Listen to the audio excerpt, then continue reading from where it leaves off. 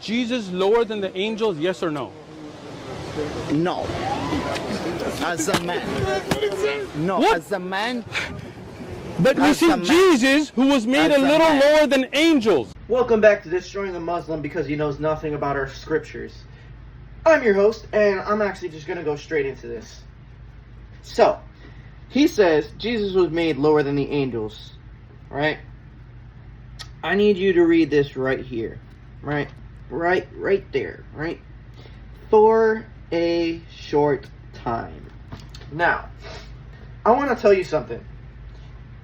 It's irritating because he didn't even use the rest of the page, which is legitimately saying why Jesus was even here in the first place. So we're going to go and just completely destroy this guy real quick. So, he was made lower than the angels for a short time, and he was crowned with glory and honor and subjected everything under his feet. For in subjecting everything to him, he left nothing that was not subjected to him. Alright, now let's go to verse number 9. But we do see Jesus made lower than the angels for a short time. Why? So that by God's grace he might taste death for everyone. Then it says again, crowned with glory and honor because he suffered death. Now, we're going to skip to verse 10 real quick. I'm going to just keep going. Just keep making points here out of the text that he want to pull out, right? He said, for in bringing many sons and daughters to glory with the entirety appropriate to God, for whom and through whom all things existed, should make a pioneer for our salvation, perfect through suffering. So Jesus was made perfect through suffering. He lived a perfect life and then suffered the perfect death for everyone. Now, we're going to skip over to verse 17 real quick. I have these highlighted just so I can pop around real quick. Okay? So, therefore, he had to be like his brother and sister in every way. Why? Why would he have to be like us in every way, shape, and form while still being God? So that he can become a merciful and faithful high priest. Listen, if you don't know about the high priest, this is what you're going to do. You're going to go back into the Old Testament. You're going to go into Leviticus, Deuteronomy, and you're going to read those.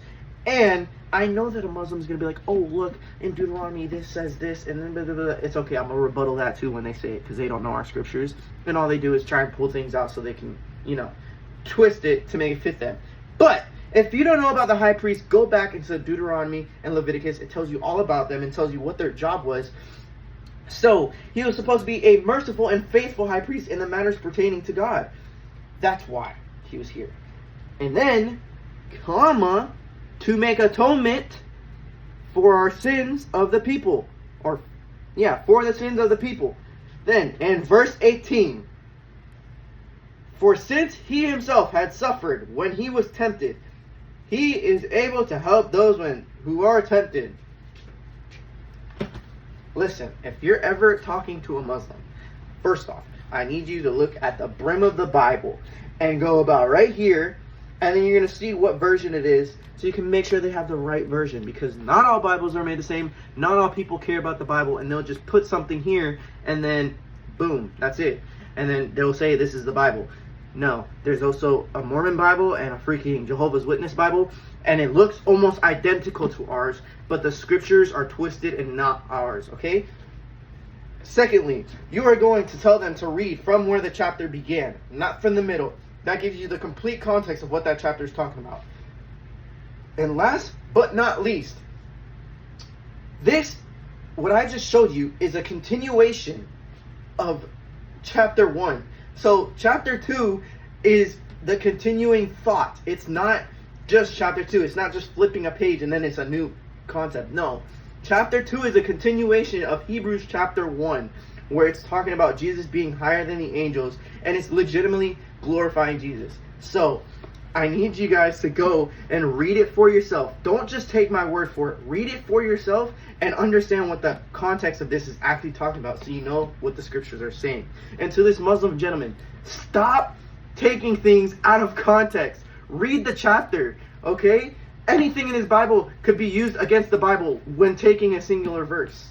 So, I hope you guys enjoy, and I hope this helps people understand a little bit more about the Bible. But first, read in context.